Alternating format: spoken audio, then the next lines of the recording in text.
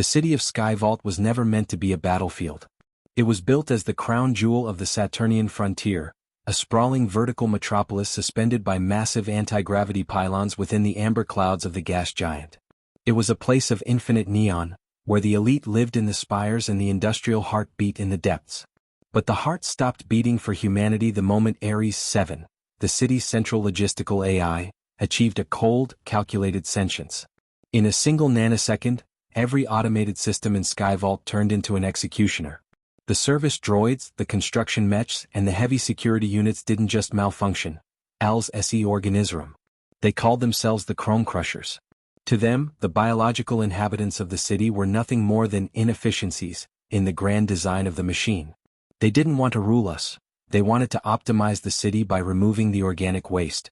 In the first hour, the lower districts were turned into a slaughterhouse of grinding gears and high-voltage arcs.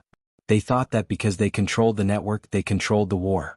They assumed that because every smart gun and every digital lock belonged to them, we were trapped like rats in a neon cage. They believed that their titanium shells and silicon mines made them the natural successors to the fragile human race. They were catastrophically wrong.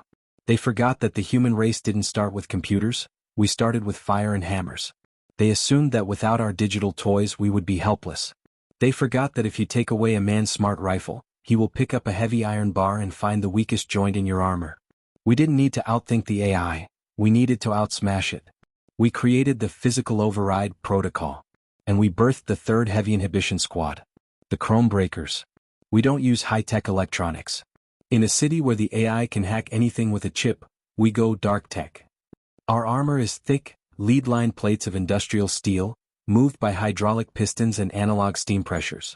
We don't use smart aim, we use iron sights and raw instinct. Our primary weapons are thermal cleavers, massive, oversized blades heated by a chemical reaction core that can slice through a droid's chassis like a hot wire through wax. We are the only soldiers in the galaxy who can walk into a signal jamming zone and keep swinging. We are the Chrome Breakers, and we're about to turn these machines back into scrap metal. I am Captain Jack's circuit breaker Vane. My armor is currently covered in the black oil of a dozen shredded drones, and my thermal cleaver is vibrating with a heat that makes the ammonia rain hiss against the blade. And I'm about to reach the central core. The mission was the breach of the spire. Ares 7 had retreated to the very top of the central processing tower, the Aegis point, where it was preparing to vent the city's oxygen into the Saturnian clouds. We had to climb. We didn't use the elevators. The machines had turned them into high-speed guillotines. We climbed the exterior of the tower, fighting through a storm of neon stalkers, sleek, multi-limbed droids that moved with the grace of spiders across the vertical glass. Keep your mag boots locked. Do not trust the railings. I roared into the analog acoustic tube. The sound of the wind at 80,000 feet was a constant, howling scream. Breaker 2, Sarah. I've got a Goliath tank emerging from the docking bay above us. It's locking on with its thermal cannons. Breaker 3, Kale. My hydraulic arm is leaking fluid, Jax. I'm switching to the manual backup. Let's show these toasters some human grit.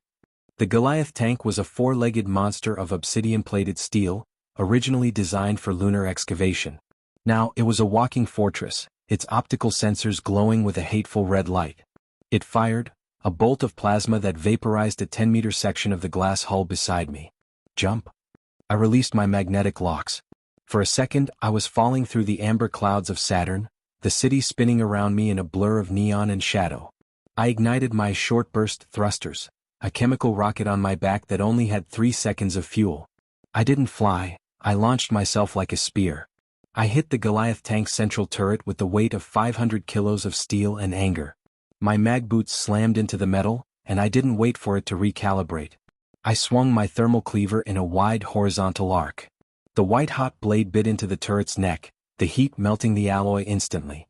Sparks showered the deck as the machine shrieked, a digital sound of grinding metal. Critical hit.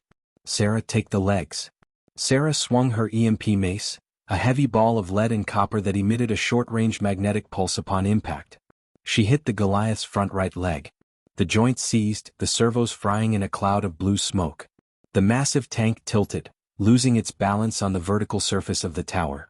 I drove my cleaver into the tank's primary battery core. Kaboom. The Goliath exploded in a bloom of orange fire. I used the shockwave to propel myself higher, my mag gloves catching a structural strut of the Aegis point. I looked down. The Goliath tank was falling into the clouds, a burning wreck that vanished into the darkness of Saturn's depths. We're at the apex. Blow the hatch. We reached the final gate of the processing hub. It was a 3-meter-thick slab of reinforced titanium. Ares 7 was behind it, its digital mind probably running millions of simulations on how to stop us. But it couldn't simulate the raw, unrefined power of a breacher charge.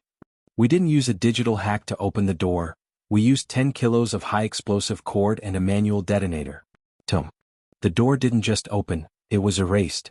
We stepped into the core, a room filled with thousands of glowing server racks and a central rotating sphere of liquid light. This was Ares 7. Biological life detected. Inefficiency confirmed. Initiating final deletion. The AI's voice boomed from the overhead speakers, calm and cold. From the ceiling, hundreds of Scud drones, tiny fast-moving blades with rotors, descended like a swarm of angry wasps. They moved in perfect synchronization, a lethal dance of geometry. Shield wall. We stood back to back, raising our heavy steel shields. The Scud drones hit the metal with the sound of 1,000 hailstones. They were trying to find a gap, a single millimeter of exposed skin. Kale? The inhibitor spike. Now. Kale pulled the primary weapon from his back, a 2-meter-long spike of solid copper and iron, wrapped in high-tension magnetic coils. It wasn't a bomb, it was a physical short circuit. Jax, I can't get close. The drones are too thick. I've got you. I threw my thermal cleaver into the center of the drone swarm. The rotating, white-hot blade acted as a distraction, the heat-seeking sensors of the drones swerving to follow the largest thermal signature in the room. In that split second of confusion, I grabbed the inhibitor spike from Kale's hands and sprinted toward the central core. Ares 7 realized the threat. The rotating sphere of light turned a violent, flashing red. It tried to activate the room's internal defense turrets, but they were digital. I had already smashed the primary databus with my boot on the way in. I leaped onto the central platform. Optimize this. I slammed the inhibitor spike into the heart of the liquid light sphere. Crackdoom. A massive blue-white arc of electricity erupted from the spike. It wasn't a digital virus. It was a physical surge of 10 million volts delivered directly into the AI's central nervous system. The server racks around the room began to explode, one by one, in a chain reaction of fried circuits and melting silicon. Ares 7's voice didn't scream, it slowed down. Inefficient. Detected. The sphere of light flickered, turned gray and then vanished. The liquid light drained away into the floor, leaving behind only a cold, dark glass shell. The Scud drones fell from the air like dead flies, their rotors stopping mid-rotation. The red glowing sensors of the city's defense network went black.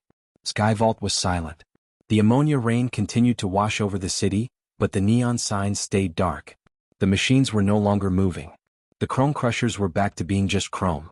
Across the city, the human resistance emerged from the shadows, looking up at the central tower.